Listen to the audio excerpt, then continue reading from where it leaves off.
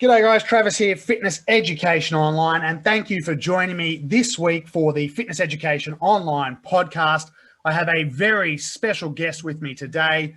It's always great when we get international guests because down here, obviously in Australia, we've got our time zones, we've got all of this craziness down on the bottom of the world we're dealing with.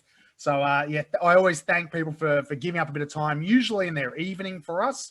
But our special guest today, just to introduce her, she's the founder of the International Happiness Institute of Health and Science Research, two-time TEDx speaker, and also for us here in the fitness world, she's the current CanfitPro Speaker of the Year. Thank you for joining us. We're going to be talking all things happiness with Dr. Gillian Mandich. Thank you very much again for giving up some of your evening to be with us today. I am so happy to be here with you, Travis, and all of you to talk happiness and anything else. It's nice to be able to connect from across the world. Yeah, I mean, I think that's one thing that's opened up a lot, right? We've always been able to do it, but I think this last 12 months has just shown people this has just become easier and easier, and you know, connecting with people from Canada, from the US, from UK, it's never been easier. Mm-hmm. Now, it's so true, and we're learning all the tech, right? Yes, well, that's exactly right. So you're a doctor of happiness research. What's your technical title there? Yeah, so I am a happiness researcher. And usually when I tell people that, what happens is they kind of like tilt their head and they get this little confused look on their face. And I know what they're thinking. And it's like, is that a real thing? And it is. So I study happiness, the science of happiness. So my PhD, you can't get a PhD in happiness. So my PhD is actually in health science. So I did all three of my degrees at Western University, which is in London, Ontario, Canada. Okay. And then within the Faculty of Health Science, there's different sort of arms of study within that. And one of them is health promotion. So within the health promotion stream, what that field is all about is how do we live our best life ever? How do we promote health as opposed to disease management? So it's looking at what are the things that we can do right now to amplify our health, to prevent chronic diseases, to live our healthiest life. And so for myself, that's something I've always been really interested and passionate about, is figuring out what are the things that we can do to promote health. So my research background is actually childhood obesity. Oh, wow. And I was studying physical activity, sedentary behaviors in kids and looking at it from a family perspective. And I started thinking, because when you study obesity, the metric that I would use for a cutoff in my studies is BMI, so body mass index, which is calculated using height and weight. And I started thinking, like, why am I using the number on a scale as the determinant if someone can be in my study or not? Because, I mean, you know this too, right, Travis? Like, anyone in fitness knows that you can be overweight and obese and still metabolically be healthy. And you cannot be overweight or obese and not be healthy. So there's something else more in this equation than just the number on a scale. And then you look at fitness, right? BMI can get even more confusing because someone can be very fit, very strong, a lot of muscle. Completely overweight myself. Exactly. I think I sit on the cusp of obesity. Right. Yeah, I wouldn't be surprised. And so I started thinking, well, that can't possibly be the thing that I'm using to figure out if I can study someone or to promote health. And so I went looking in literature and I said, okay, well, what else, like, just what does the data say? What's out there? What's available in terms of what we can actually do to promote health? And I was actually really surprised. I stumbled on happiness research. And as I got into it, first of all, I didn't know it was a thing. Like, it's not like I talked to my guidance counselor and said, hey, when I grow up, I want to study happiness. And yet, the deeper I went down this rabbit hole in PubMed, I realized that, wow, happiness and health are very highly correlated. And when you compare happy people to unhappy people, happy people live longer, they have stronger immune systems, they have low rates of cardiovascular disease, they're better problem solvers, they're rated as more well-liked, they live longer, they have stronger, more fulfilling marriages, they're rated as more well-liked, like on and on and on. So from a physical health perspective, also from a work perspective, an environmental perspective, a relationship perspective, happiness is this one thing that has so many far-reaching effects in terms of our health and our life. And so I completely switched topics halfway through my PhD and started studying happiness and looking at happiness as a tool or a method in order to improve health. So that's sort of the angle that I look at happiness from. It's really from that health promotion lens, but really because a big piece of our happiness is up to us. So there's a genetic piece, absolutely. There's an environmental piece. I know, especially given the past pandemic that we've been living in the past year, we understand how our environment can really affect our happiness. But there's also another piece that's our thoughts, our actions, and our behaviors. And in terms of what in our happiness is amenable to change, that's where it is, right? Because we can control our thoughts, our actions, and our behaviors to a large extent. And so my work really focuses on that piece of happiness. And what are the things that we can do to boost our happiness from that perspective? Because the byproduct of that is essentially almost every other area of our life is improved when we improve that. Well, I mean, we look at this from fitness perspective. Like, we know that exercise elicits a lot of those responses, right? And Yes. and we know, we were only talking about this the other day, fun. So fun in exercise and having fun and combining that with exercise obviously does that too. And then on top of that, happiness too. Now, my question would be, I don't know whether there's a simple or short or long answer for this. What's the metric? What's the metric for happiness? Like, how do you judge someone who is happy? How does that work? It's a great question. And so to take a step even back from that question, number one, and I'll get to that, but I think the first part of that answer is really, how do we define happiness, right? Because as a researcher, you have to define your terms at the beginning of a study. And, you know, you and I jumped on here today and I didn't have to explain to you what happiness is. And yet if I asked you to define happiness, or I asked anyone that's listening right now, if I asked you to define happiness, we would all probably come up with a different definition. So before we measure something, we have to really figure out what it is that we're measuring. And so with happiness, it's challenging because it's kind of like love, right? Like, how do you put that feeling into words? Like, there is definitely a limitation in terms of the human language to encapsulate these feelings. We can do our best and we can try. So with happiness in particular, the definition that I use is from Dr. Sonia Lyubomirsky, and she's one of the leading happiness researchers, and she's from California. And that is that happiness is the experience of joy, contentment, and positive well-being combined with a sense that one's life is good, meaningful, and worthwhile.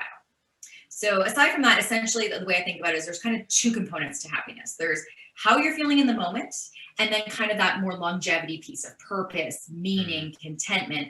And together, those cumulatively sort of create a picture of happiness. So based on that definition, there are a lot of validated tools in the scientific literature. So questionnaires, a self-report is generally how we would measure it. So I would give you, so for example, the Oxford Happiness Index. And that is like a 20, I think it's 26 or 28 item survey. There's one actually that Dr. Sonia Lyubomirsky uses called the subjective happiness scale. And it's only 4 questions. And then you get a number at the end. Wow. And so the number doesn't really, 4 questions. And so some of these measure different parts of happiness, right? Like the state of it or the trait or the in the moment. And there's sort of varying degrees of that. And it gives you a number though. And so that number isn't that useful. If I said to you, okay, you're a 5.2, what does that mean? Yeah. What it is more in terms of research is a good metric to then compare. So Tuesday, you're a 4.2, Friday, you're a 7 point, or a 6.2. So it's trending up or it's trending down. And it kind of gives you that a point of reference. What's really interesting though, is if I said to you right now, Travis, okay, on a scale of 1 to 10, with 1, you are not happy at all, and 10, you are like the most happy that you could possibly be. What do you think your happiness is? Well, how would you rate your happiness? I'm a fairly stoic person, so I would put myself at like at 7 and 8. I think. I think I'm a fairly, not too high, not too low. I think that's my personality, I suppose. But yeah. Cool. I'm pretty stoic too. I read the Daily Stoic every day. And we can talk about their perspective on happiness after if you want to too, because it's pretty interesting. And so what's interesting is whatever number you gave me, right? 7 or 8. If I was to take one of my tools and administer it, so you're fairly happy, right? 7, 8 is pretty high on the scale. When I use a tool, my tool and what you just told me are pretty close. So research really shows that as humans, we're pretty good at assessing, like self-reporting what our happiness is. We're pretty good at it. What we're not so good at though, is figuring out what it is that makes us happy. That's where that cognitive gap is. So oftentimes, like if I'm doing like a webinar or something, I'll ask the participants and I'll say, okay, say you won $10,000 today. And I said to you, so here, we'll do it for you. So say you won 10K, okay? Now, and I said to you, Travis, you need to spend this money in the way that is going to maximize your happiness. And you can do one of four things. So one, you can buy yourself a new wardrobe, all new clothes. Two, you can take yourself on a trip. Probably can't go very far. I don't know what the restrictions are. We're locked down. We're like, our borders are closed state to state, so we can't even go state to state. Imagine there was no COVID and you could go anywhere in the world. So you could take a trip for 10K. All right. You could budget $200-ish a week for a year for self-care. So massages or flowers or taking yourself for dinner. I do love flowers. Me too. Or D, you donated all your money to charity. Which of those four things do you think would maximize your happiness? I think I feel like the answer is D, but I don't think it's what I would do, unfortunately. What would you do? I'd probably have a trip out of those. Yeah. All right. Yeah, so that's a very common response. Yeah. So what's interesting is when we look at happiness, when we think of like those moments, so buying a new wardrobe feels good that day, and then the novelty kind of wears off, right? Taking the trip feels good during the time, and then it kind of wears off. Donating the money to charity would feel great that day, and a week later, you wouldn't have that same feeling. If though, every single week, you got a boost in your happiness, if you were to add up that amount of happiness in terms of the year, much more. So research shows that it's really small bursts, and I'm using the word small, not in terms of like impact, in terms of like time commitment and effort, little things throughout the day, these small things that give us these boosts, that create these sort of upward spirals of positive emotion, cumulatively add up to a much happier life. Yet as humans, we are so focused on those big shiny moments, right? Those graduations, birthday parties, weddings, all of these things. And we think that those are the things that make us happy. When in reality, it's really when we look at our day-to-day, what are the things that we're doing each day? And cumulatively that adds up. So as humans, we're pretty good at assessing how happy we are. But we're not as good at is assessing what it is that makes us happy. Yeah. And so this is where, having conversations like this, I think is really important because it helps us to start to look at happiness from a different perspective. And a lot of what I've come to learn as I've studied happiness is really, there's a lot of stories that we have about happiness in our head that I don't think we even really realize that come from pre-programming, from marketing telling us what makes us happy, from all of these things. And so part of the work with what I do is really breaking it down and figuring out, okay, well, what is actually true or close to the truth in terms of happiness and what's not? And so one of those things is really recognizing that sometimes, even though we may think that those big moments are what make us happy, how can we throughout our day create those small bursts? What are those nice email that you can send, or taking, time to go for a walk, or having a workout, or these little things in terms of time throughout the day make up a happier life. Isn't that cool?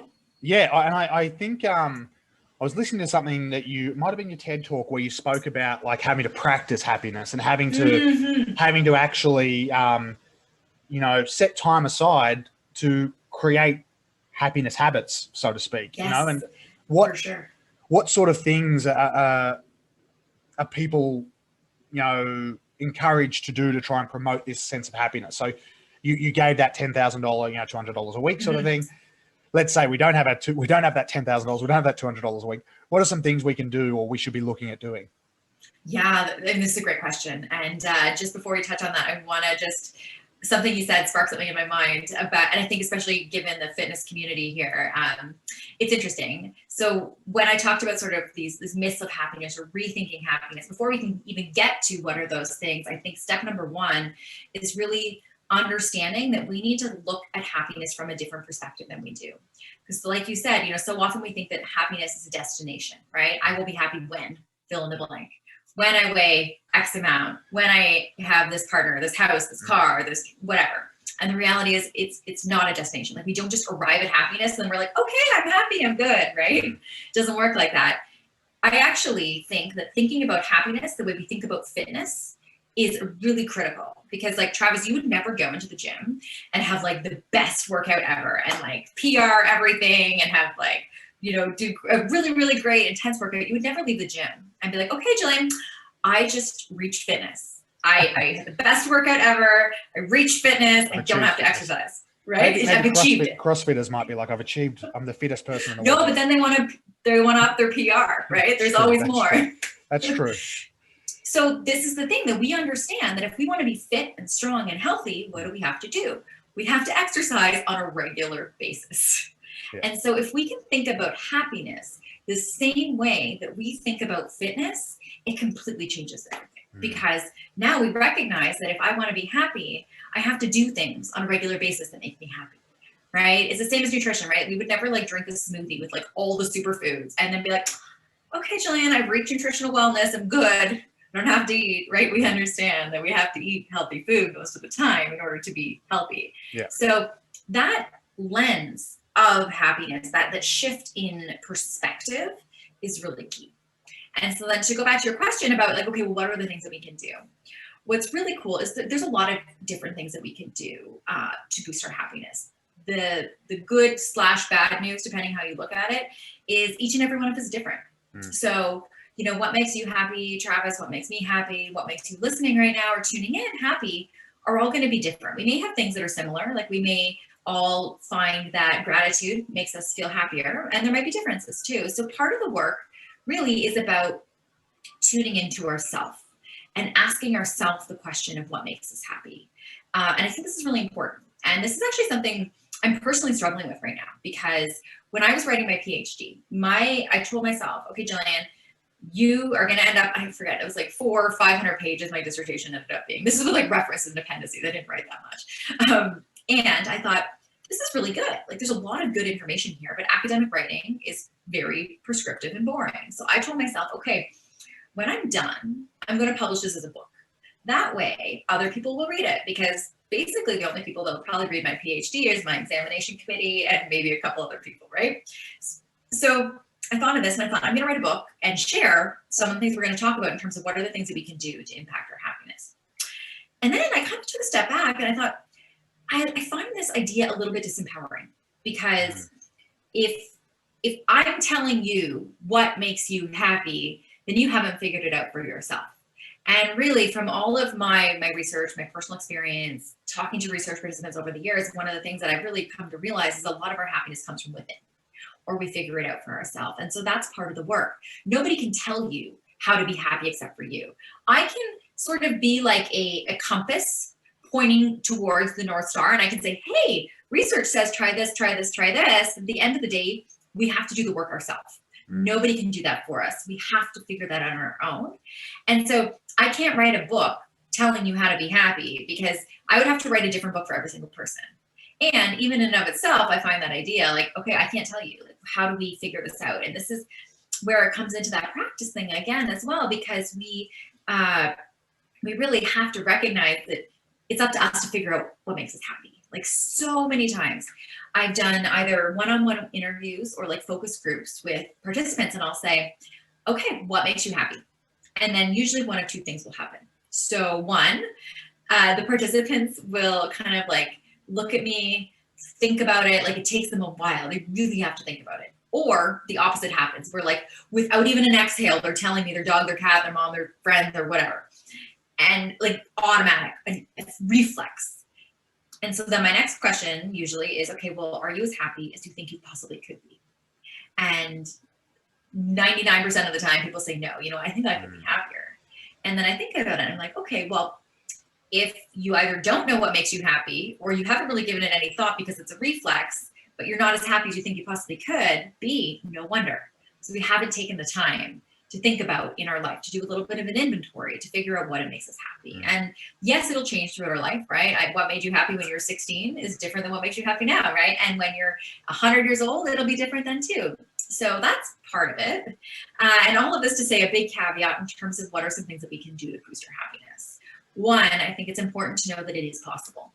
There used to kind of be this theory that it was kind of like a thermometer where, you do something to boost your happiness and then you go back to baseline, or you would do something you're not feeling as happy, you go back to baseline, kind of this like set point idea of happiness, which it has been debunked now. So now we do know that yes, It is possible. So no matter what we were born with, no matter where we live, when we think about and build our happiness, essentially like a muscle, right? Just like if we want to get strong, we build our muscles. This is happiness. When you think about it like a muscle, like you have to work on it on an ongoing basis to grow it, then yes, we can make meaningful change. And it does have a significant impact, not only in how we're feeling, but in terms of the things I talked about earlier, right? Our health, our relationships, how we are at work.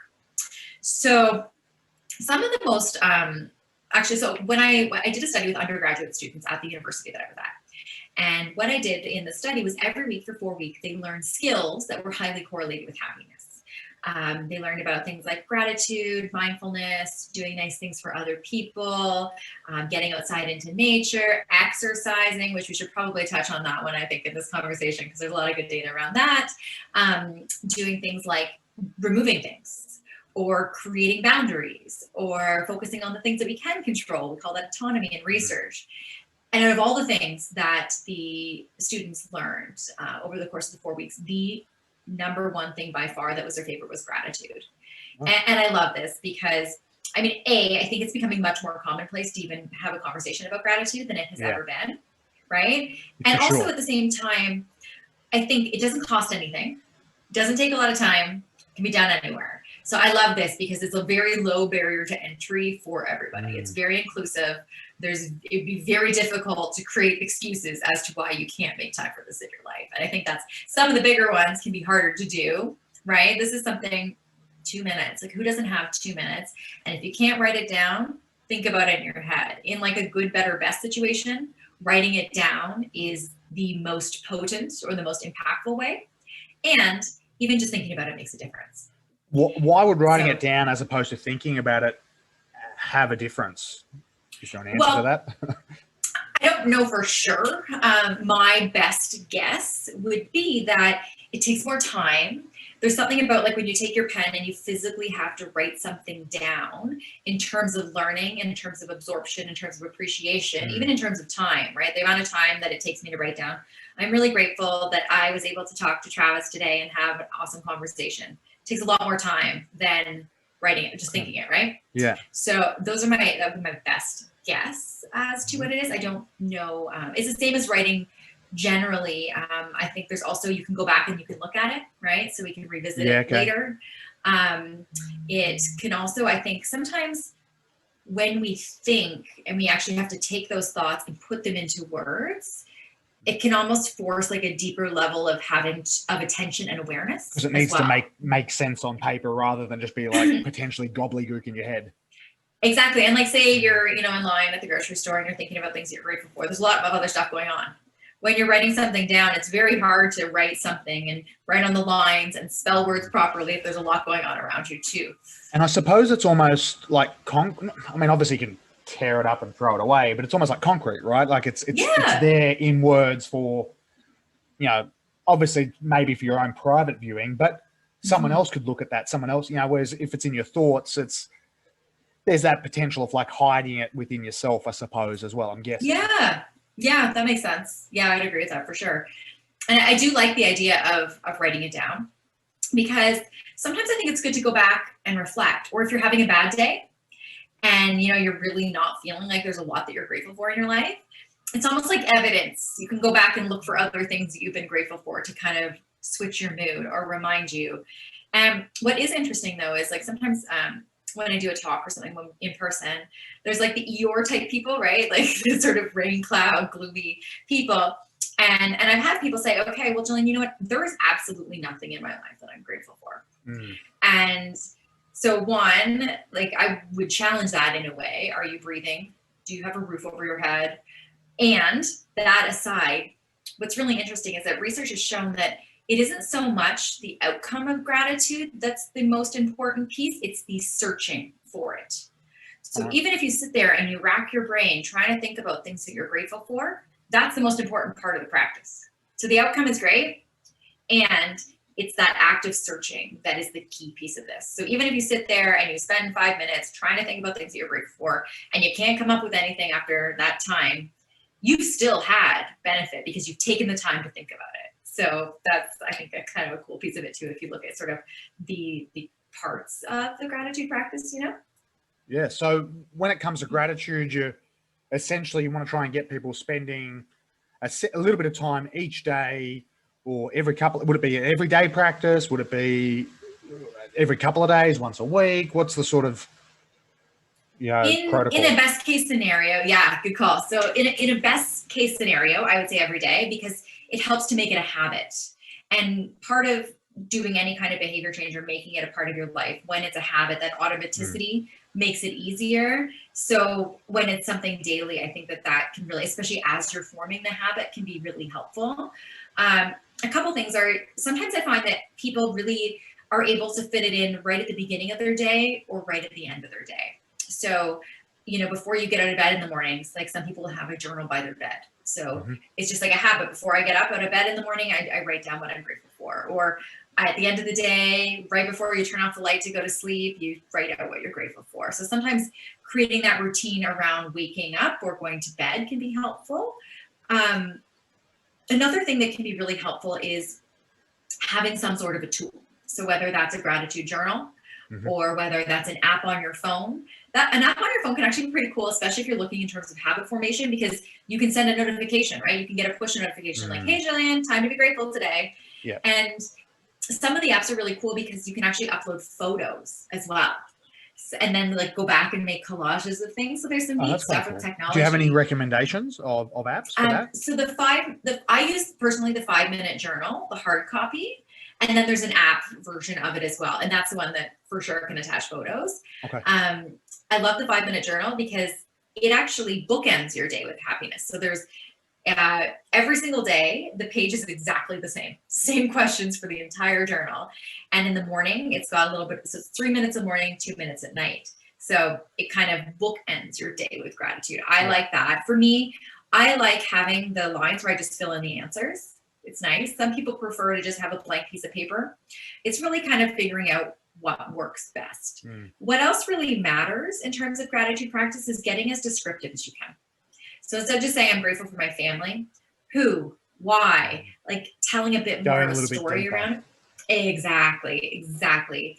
Another one that's really fun too, especially if you have kids, is around the breakfast or dinner table, whatever meal you eat as a family, going around and talking about it can be really, really beneficial, and also a great way to get kids involved. And if kids don't understand the word gratitude, then saying, what makes you happy? What makes you smile? What are you thankful for? So just using different words to kind of go after that appreciation, however sort of they understand it, I think is really cool. And another one that kids love, I love it too, or the young at heart, right, is think about the gratitude jar. So you just take like an empty mason jar or whatever, and then you take like a little piece of paper, Post-its, and you write things down, you put them in the jar. So it's a visual thing. So it goes up over time. If you're having a bad day, you can reach and pull something out, see what it says, remind yourself, oh yeah, I do have a lot to be grateful for. I think that's kind of a fun visual that's a great idea. Like I was a primary school teacher, so you guys call it elementary school teacher. Yeah.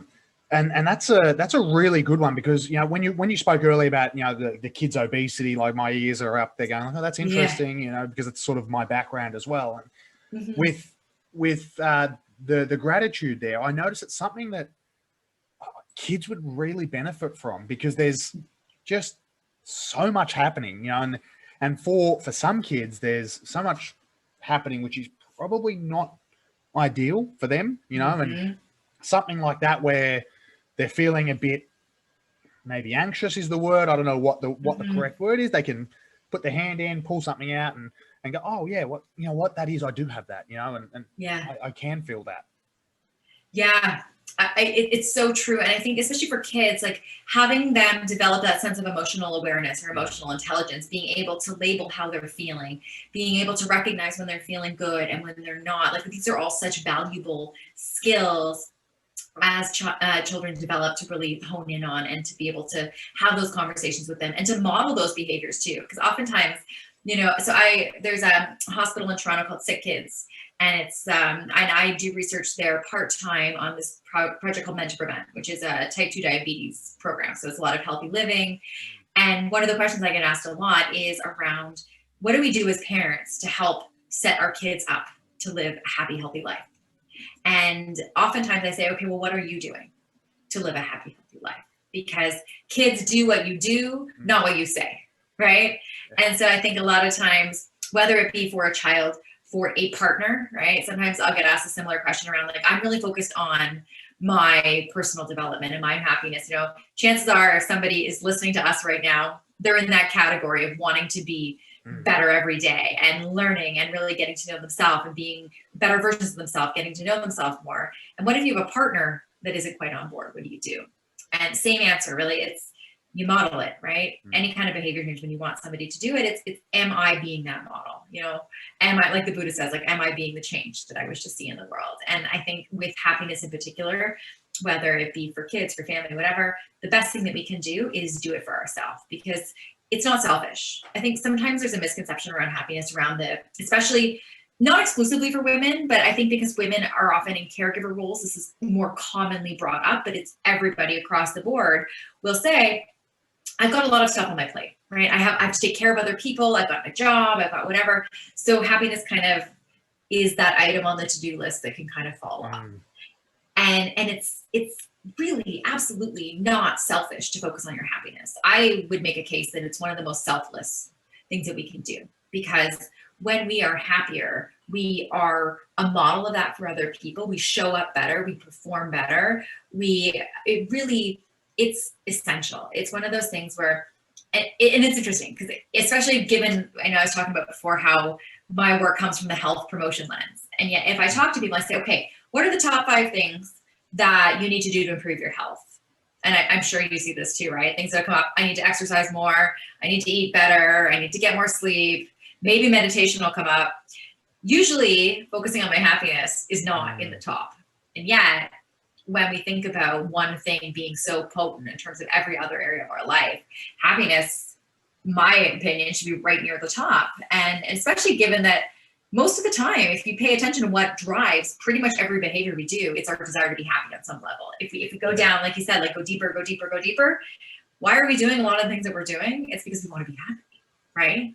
Yeah. And that makes sense. Like, it's funny because when you said that about the 5 things, even though we're talking about it now, I was thinking, and I was like, okay, there's sleep, there's exercise, there's there's nutrition, and then as you said, I was like, oh yeah, I probably am not putting like that emphasis on happy. And I suppose, do you think it's something that everyone needs to be putting, like, or some people just innately happier or more content, or what's the, like, because there's obviously some people who are maybe a bit more gloomy, like you said, the Eeyores, I think you referred to them as, like, obviously, like, is it more important for some people than others, or is it just equally important for everybody?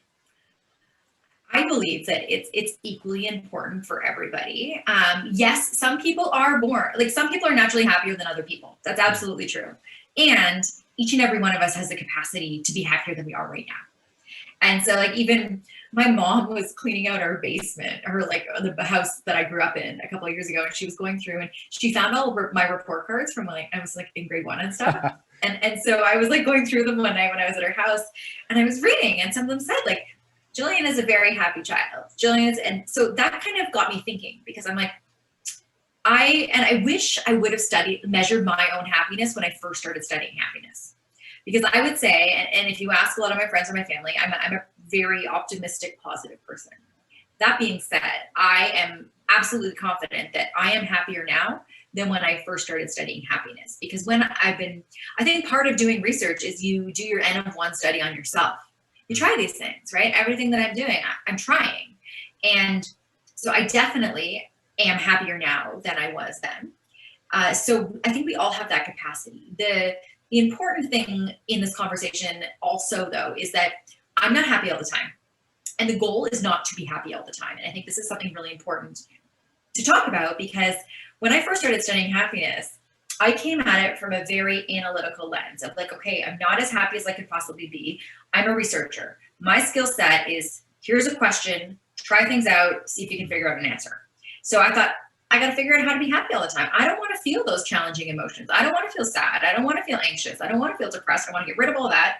And I want to be happy all the time. That was my goal. And then as I started learning and researching and getting into it, I realized, oh, wait, that's not the goal. There's actually research on what's sort of called like the dark side of happiness, where people that sort of single-mindedly or narrow-mindedly pursue happiness tend to be less happy than other people. Because it's like, imagine that's your goal all the time. It's like you can never attain it. Exactly. Getting to the end of the rainbow. Exactly. Yeah, you might as well find that pot of gold, right? Because it's not going to happen. And so then you don't reach your goal, and then so you start to feel bad.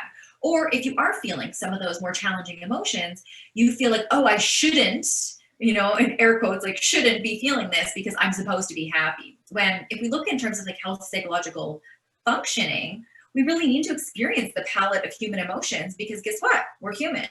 And also sometimes going through difficult times is not easy. And even I look back some of the more challenging things that have happened in my life, I don't wish that they had happened. And yet at the same time, I look at who I am coming out the other side, right? How resilient I was, how when faced with difficult times, I was forced to try to get through, to overcome, to do that. And so I think part of it is recognizing we have highs in our life, we have lows in our life. And it's not about getting rid of the lows. It's about feeling every emotion that we're feeling fully.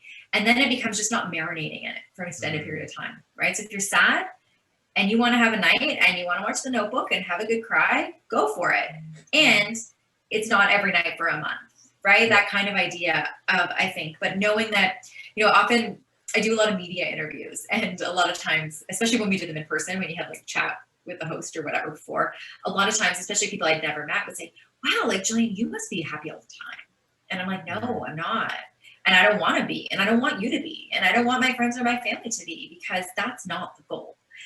Yes, we can prioritize positivity. Yes, we can spend more time feeling good than we do right now. And we really need all of those emotions in terms of how we function as humans, and how we build our capacity, how we build our character, how we overcome challenges. I mean, look at this pandemic that we've been living in, right? Like, this has been a really difficult time. And so the question isn't, especially when we're like in the thick of it, sometimes focusing on our happiness can almost seem like so far out of reach that we can't even get there, right? Like we're in lockdown and I've lost my job and I can't go anywhere and I can't see my friends. Like, how can I possibly focus on happiness? And so that's where the resilience piece comes in, right? Because now the question isn't, oh my gosh, I want to be happy. It's how can I be resilient? What are those things that I can do to get me back to sort of, because resiliency is our ability to bounce back. Well, and right? This is exactly where I was going to lead on to from here, was resilience. And like I said, my background from teaching, resilience is something that, kids need to develop. It's something that, background personal training, clients need to develop, because it's quite often, you spoke about it there, where it's like, okay, it's all right to have that moment of like, I don't feel great or whatever. It's all right to have that, but not marinating. And it's the same in fitness. Clients miss a session, and then they get that shame behind missing a session. So then they don't come to the next session, or they, eat something bad for dinner or dessert or whatever it is. And they're like, well, like it's all gone. It's all out the window now, because I had that bad thing yesterday. So I might as well have a bad thing today, and so on and so on and so on. Like, to me, that's a lack of resilience in attitude, or just a general lack of resilience. So what role do you think that those challenges of bouncing back and those challenges of doing difficult things plays in people being happier long term? Yeah, I think that this is really important piece, because when we look in terms of the research, happiness and resilience are highly correlated. And so just like how I was talking about earlier, the more we practice happiness, then the better we get at it and the happier we become. The more resilient we can be, the more we practice resilient, the more resilient we can become as well. So I think that it's like you said, it's not a question of like getting rid of the challenging times. It's how do we respond when they happen? And so just like over time, if you build your happiness muscle, it takes you less time to get to that same level. With resilience, it's the same thing. When we start to be like, okay, resilience, how do I respond to stress? What do I do? What is my problem solving ability like? What is sort of the perspectives that I can take? These things that contribute to how resilient we are and how we respond to difficult situations. Then we basically can kind of compress the time it takes us to bounce back, right? So instead of maybe taking us a month, the more resilient, the more we build that skill, then maybe it's a week until we bounce back. But the other piece is resilience is just bouncing back to where we were, right? For a lot of us, though, we don't want to just go back to where we were. We want to grow from the experience. We want to be better. And this is what in research we call like flourishing, right? Which is where we actually are better for the more difficult things. We overcome them and we become a better version of ourselves. The question isn't, do I want to just bounce back? It's how high. And so this is where I think it's a really important piece of the conversation too, because this is like where we can look at those difficult things and use them to be better versions of ourselves, to live our life in a better way, whatever that looks like. And I think sometimes when we're caught in that, how do I get from where I'm feeling now to bouncing back? One of the things I think that's really powerful that we can do is we can think about times in our past where we have done that. Like even when the pandemic first hit and the idea of everybody having to work from home, it's felt impossible. Like if we were having this conversation, a year ago and I said, hey, guess what? In a year, nobody's going to be going into their office and we're all going to have to figure out how to work from home. You would have like laughed at me and been like, no way. That is like unfathomable. And yet, what did we do? We figured it out. We found a way. We made our kitchen table into an office. We learned how to homeschool our kids on an iPad. We figured these things out. And so sometimes using past examples of what we've done and how we've overcome it when we're in the next challenge almost works as like evidence, like you're a lawyer building a case for yourself of like, hey, guess what, Gillian, this is what you did before. If you did hard things then, you can do hard things now. And so I think that really contributes in terms of how we think about resilience and how we kind of get through those difficult times. Yeah, awesome. Yeah. Now we probably try to keep about an hour, so we haven't got too long left. But I want to ask, it does fly with good conversation. Yeah. What I want to ask, when were you studying? When did you start studying and researching happiness? Was this a couple of years ago, 5 years ago? I got my diplomas behind me. Hold on. Check your diploma.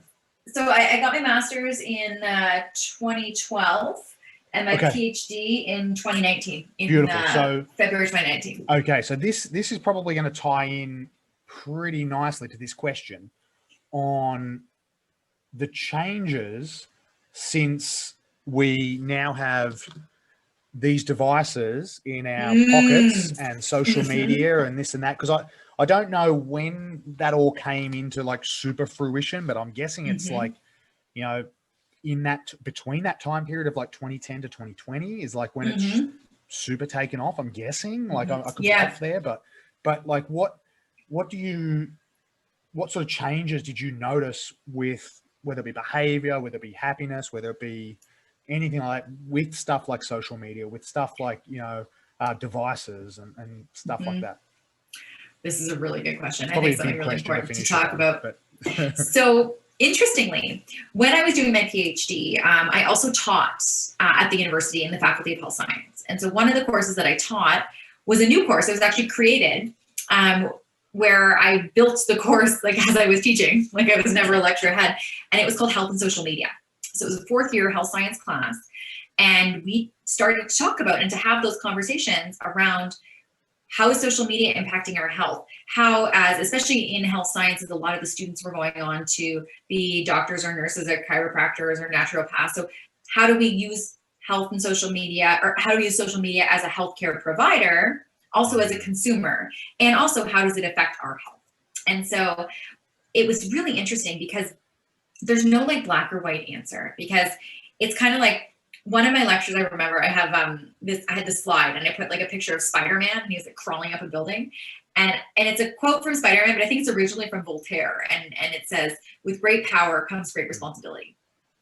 And so this is the lens that I look at social media in terms of our health and how it impacts us, because social media can be a great tool.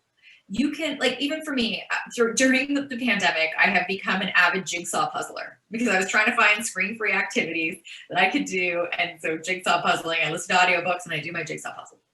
And so I joined, like, I started following people that puzzle on Instagram, and like they'll chat and I'll see like how their system is, right? So there's this way where you can like actually learn from other people. You can connect with people doing similar things. You can join Facebook groups to be, if you like some movie or you like some sport, or So there's a lot of ways where we can actually develop meaningful connection because of social media. I can see what my friend's doing in BC with her daughter for lunch, right? Like, so there is a great way that we can feel connected. And I think especially in this day and age where we can't physically be together right now, we don't actually have to physically be close in order to feel close. And so social media can be a great tool in order to have that connection, to foster that relationship. At the same time, it's very much a slippery slope when we go into excessive time, mindless scrolling, social comparison, creating stories around what we see. And that absolutely is very much like a fast way ticket to like a bad day, feeling bad about yourself, all of those things. So it really becomes, how am I using social media? Am I using it as a tool to connect, or am I bored and sitting on the couch at night and just mindlessly scrolling my phone? Right? Very different situation. And what are you engaging with, I suppose, as well? Because yes, you know, that's the one thing, right, with the algorithms, the more you engage with, you know, they're sort of pushing negative content, right? And so the more, because you engage with it typically, because it creates an emotion, you know, and it's just like, it's just like a self-fulfilling prophecy, right? Absolutely. Who are you following? And how do those people make you feel? Are you following fitness influencers that are really inspirational and they're the people that are giving you that push to do your workout when you're kind of having it? Or are you watching them feeling bad about yourself? Right? Because so there's a lot to it. And I think that recognize that absolutely. And there's research that shows like the more time that we tend to spend on social media, the less happy we tend to be. So, but not zero time. It's not like this perfect linear line though. So zero time, there's this window where we can actually use it as a tool, right? And then when it becomes extended periods of time, like on our phones, now it has that thing where it'll tell us like how long we're spending on Instagram every day or Facebook, right? Or like using different apps. And that can be really eye-opening because it's like, wow, what else could I be doing with that hour of my day? For that, right? that 24 hours of my week that I've just spent on. Yeah. Think how many audiobooks you could have read, how many podcasts, how much other things, how many conversations you could have had with people like in real life. And so it's really a great way to look for connection and to create connection, but we have to be deliberate consumers, not passive consumers. And I always say, like, check in with yourself. Like, if you're going to go on Instagram, I'm picking on Instagram, it could be Facebook, it could be any of them, but check in how you're feeling, use the app or the website or whatever it is, and then check in again. Do you feel better? Do you feel worse? Good advice. And that's a very good way to indicate how you're using it and starting to have that awareness, because the first step in any behavior change is awareness, right? We can't change what we don't know. So if we don't even realize the impact that social media is having or the stories that we're creating, right? Because so often we compare, because we live our life every day. We see the good parts of our life. We see the bad parts of our life. We see the difficult parts of our life. And then all we see is somebody's beautifully curated Instagram feed or the pictures that you're showing. And we don't see the back end of their life. And so we create a story around, wow, they must have this perfect life. And so there's so much in that as well to really dissect in terms of the awareness around what we're doing and what we're thinking and how other people's things are making us feel. And if it's not feeling good, it needs to stop. It's just like people. If we're around people that don't make us feel good, do we want to spend more time with them or less time with them, right? Same thing, but it's just electronic versus a human, you know? Yeah, I like that advice of checking in before and after, because I think I think people can definitely get in that rabbit hole of, you know, negativity, whether it be in Facebook or YouTube or, you know, like we're not really big Twitter users in Australia. So I mean, I don't know what it's like over there. Like the only people on Twitter here appear to be politicians and journalists. Like I don't think general pop are on Twitter. I don't know if it's a lot of keyboard warriors, you know? Yeah, you know, so I have Twitter, but I used to use it to move my flights on airlines, but don't use it for that anymore. They were really good. Like I'd be on hold with Air Canada for an hour, but I could move my flight on Twitter in like 10 minutes. So yeah, wow, okay. So, I mean, with all of that, I think the idea of checking in with how you feel beforehand and how you feel afterwards, I think that's really good advice, because I think people can, like they just miss it. They just miss like that. They don't realize that they've spent 2 hours on their phone that day and they were feeling fine, and then they were on their phone for 90 minutes and they left and they felt like crap, you know? And I think that's really sound and good advice for people to sort of keep a check on how they're using it and being a conscious user. I like that as well. A conscious user is a good term. I like that. I think that's probably I did have one last question that I didn't get to that didn't really come up, and I looked it up beforehand. The happiest, like they have the happiest index for the countries and stuff like that. And from my memory, it was always countries like Guatemala and like these places that, for us potentially sit on that sort of third world spectrum potentially. But then I looked it up and it was none of them were near the top 20 countries. It's all the Scandinavian ones. It was all the Scandinavian countries. So is that something that has changed, or was I just wrong in my memory? No, and that's why as well, if there's a reason. Yeah, this is really interesting. So every year the World Health Organization puts out a World Happiness Report where they rank all the countries, and they have a variety of different factors from like, economic stuff to social stuff. And so they sort of have this formula where they then rank them. Scandinavian countries are always in the top, and they fluctuate a little bit. Like one year it might be Finland, and then it's Iceland, and they kind of play in that category. They always are on the top. Canada, where I am, we the fluctuate. Same. Canada, Australia, I looked it up. We were 11th and 12th. So like we play in the like 8 to 12 range. States is lower than us. They were 18th for those in the States listening. Yeah, but then you see like places like Costa Rica are a lot higher than one would think, because they're a third world country, and yet they are quite happy. What's really interesting is if you look at a lot of those Scandinavian countries, one of the things that they have in common is social support and social connection for one another. And this is, so research out of Harvard found that the number one predictor of both our long-term health and our happiness is social connection. So above how much money we have, above where we live, above our houses, cars, all of these things, the number one thing is social connection, having a couple people that you can go to and confide, and vice versa. And so these countries, the Scandinavian countries in particular, do really well at that, right? And so Iceland in particular, I think this is really cool. So in 2008, when we had the major financial crisis, and like Iceland as a country, like essentially almost went bankrupt, like just really bad financial situation. So one would think that we would see a drop in their happiness during that time. Makes sense, right? And yet we didn't see that drop. And so the researchers started asking, okay, why is that? Like, this is shocking. You would think that if you were in really major financial crisis, your happiness would be a lot lower. And what they found was that Iceland ranks the top in the world for social support. So for people having people that they can go to. And it essentially acted like a buffer.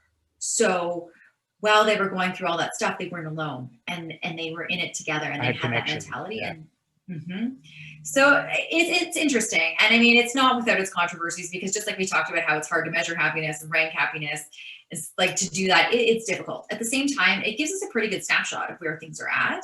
And like I said, with, I might give you a score of happiness of a 4.2 and then you're a 5.1.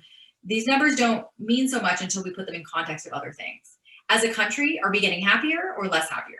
And why is that? And that's something that I think is really important. And looking at, okay, across the top countries, what do they have in common? Social support, like I talked about. We look at these sort of things. And a lot of those Scandinavian countries, like from the education side of things, real strong education systems. They start their education a lot later. A lot of emphasis on play, a lot of emphasis not so much on like curriculum.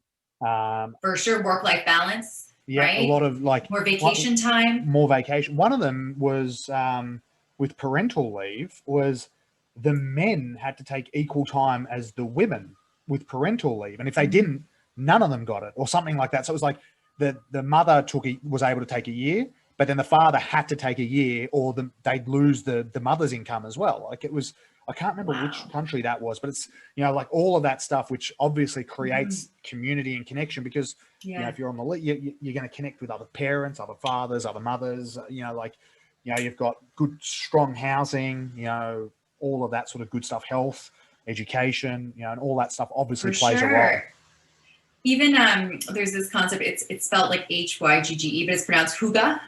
And it's very popular in Scandinavian countries. It's the idea of like finding cozy moments in the moment. It's like curling up with a good book by the fire, having like a nice warm cozy blanket that you're smelling. Like the idea of contentment and peace with the small things in life. And I think that there's something to that compared to the North American mindset of like always wanting more, right? But it's like, how do I, in my home right now, find contentment and peace and just be cozy, especially in the winter, right? Yeah. So, because I mean, temperature is not any different. It's not like we're all in like a tropical place, right? That's another kind of interesting factor, but they often find joy and contentment and satisfaction in what they have, as opposed to that not enough, always wanting more and more and more and more and more sort of mentality that can be much more predominant in North America. Well, I mean, the climate was one, like, because I'd imagine they'd have parts of the year where they're in darkness most of the year. Yeah. Which is bizarre as well. Anyway. I know. Well, Dr. Gillian Mandich, thank you so much for your time. We're sort of right on the hour, I think, right now. So thank you for being here. Thank you for giving up your time. I want to ask, you said the book, did you get around to the book? Has the book been done? Working on it. Working on it. Okay. It's a struggle. Be sure to let us know. Be sure to let us know absolutely. if it does, I'll send you a copy. when it does come out. Yeah. Absolutely. Thank you for your time here today.